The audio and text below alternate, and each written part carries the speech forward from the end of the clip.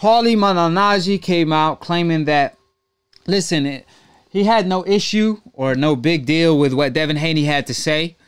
Basically, he felt like he was coming from a competitive place, but he disagreed with what Devin Haney said. He was like, man, come on, man. European fighters been dominating boxing for a long time. They had their time. Every fighter have their time. Every group have their time. So he basically saying, like, right now, European fighters are kind of doing good. And he stated 2000s they were doing great.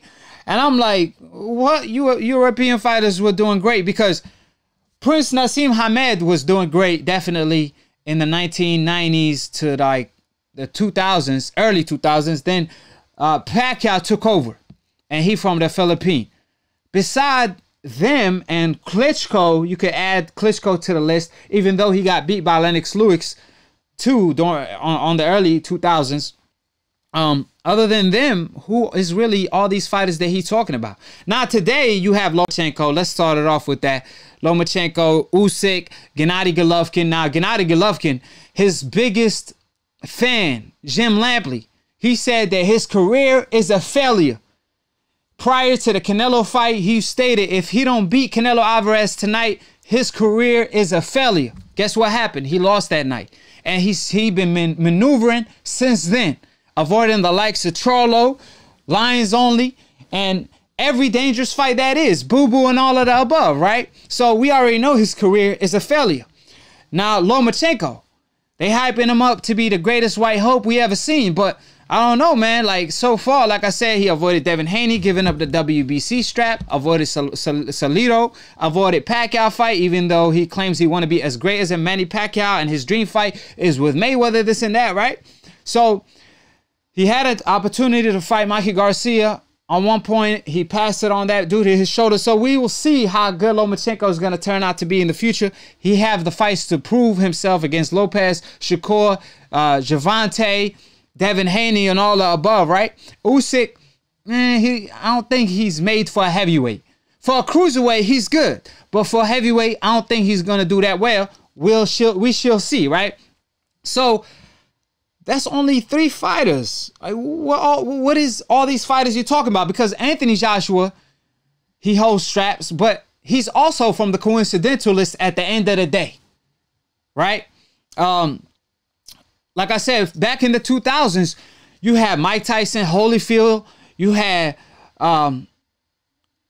Roy Jones, you had Floyd Mayweather, and the list goes on and on. Hopkins, you know what I mean? All these fighters from the coincidental list, and you're going to tell me that the European was dominating?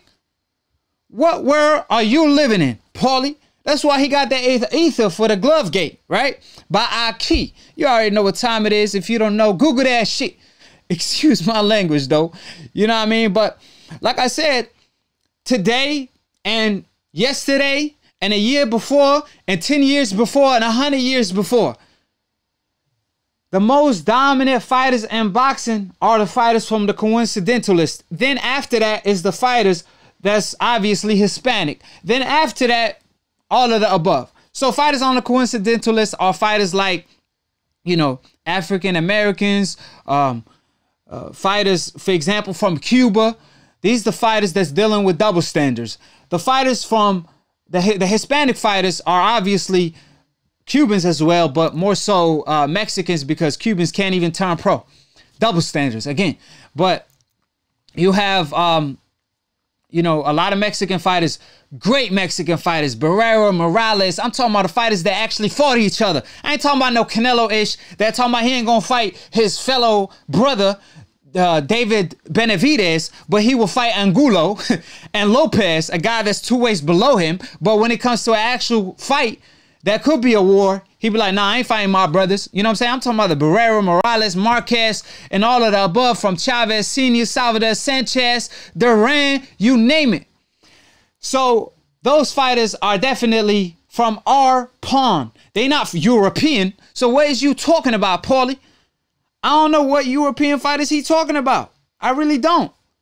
So I'm trying to, you know, get my thoughts together. Call in if you know what fighters he talking about. Google that shit if you have to, because I even Googled it and ain't find nothing. So what is Paulie talking about? He's a good fighter, don't get me wrong. Represent Brooklyn. But right now, he got me feeling like he ain't representing Brooklyn. He representing the UK. It ain't no longer BK, it's UK. Come on, man. Like I said, Paulie, you disappointed me, bruh. First, with the glove gate, you gonna cover up for Fury. You got the work from Akhi, RIP. But now, you talking about the dominant fighters are European. Bro, we could go back to history.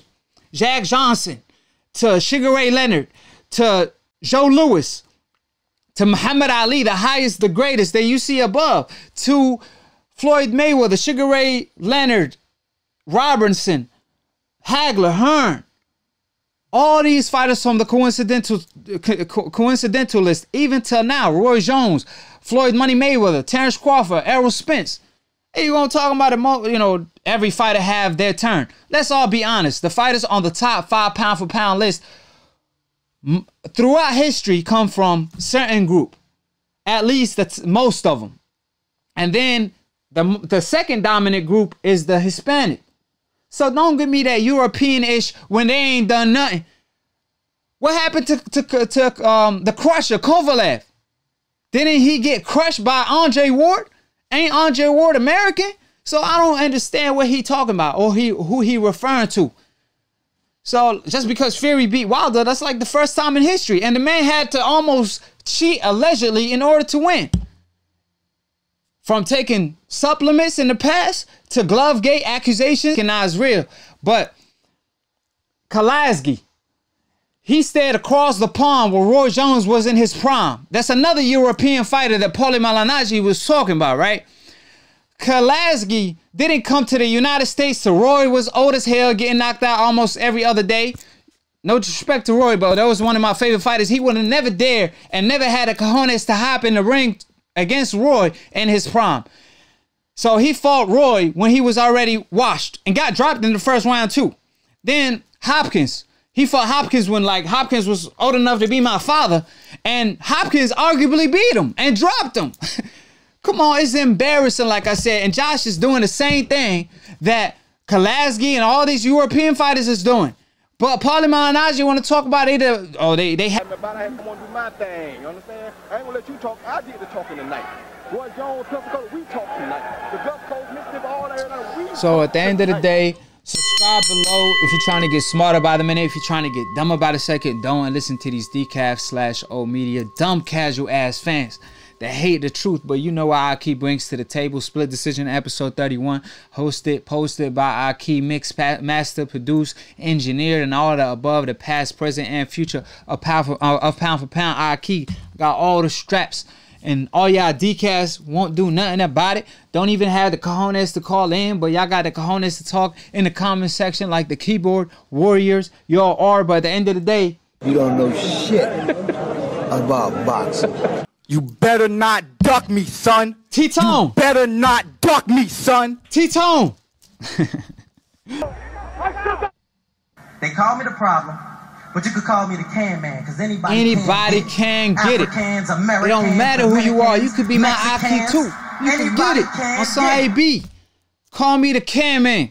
So, like I said time and time again, if you learn how to accept the truth, it will set you free. And when it comes to debating, if someone brings the truth to the table, the other side is nothing but a lie.